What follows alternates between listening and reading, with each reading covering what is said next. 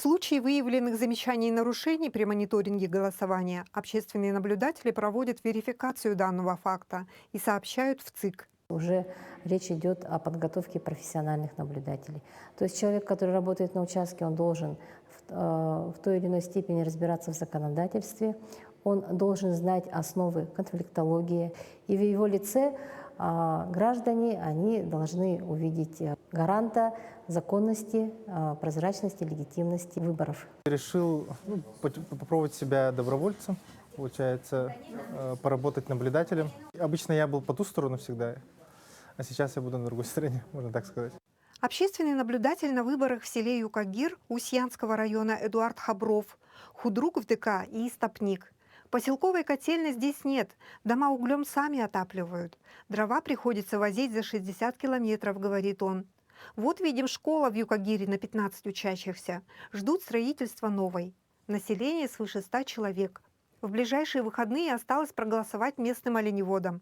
Между тем, ящики для голосования использовались уже в 1917 году. Как и сейчас, перед началом голосования их осматривали и опечатывали. Тогда в учредительное собрание от Якутской области избирали 2 членов. Использовались не бюллетени, а бирки с зарубками. За Гаврила Ксенофонтова 1 зарубку делали, за Кочнева 4 и так далее.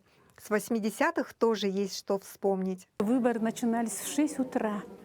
И вот я даже помню, вот когда вот первый раз я голосовала, 18 лет в первой школе, мы были агитаторами. К часу дня все уже закончили. А у меня еще одной девчонки, наши избиратели не подошли. Даже плакала, искала их.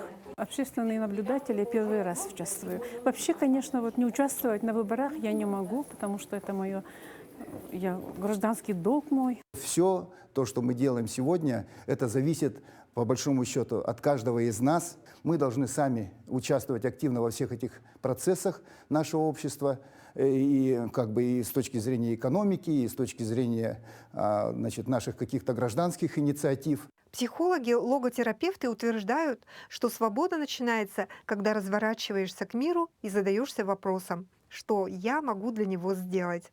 И жизнь отдельного человека — это как подписанная его именем глава в истории человечества. Валерия Дрехинская, Якутск.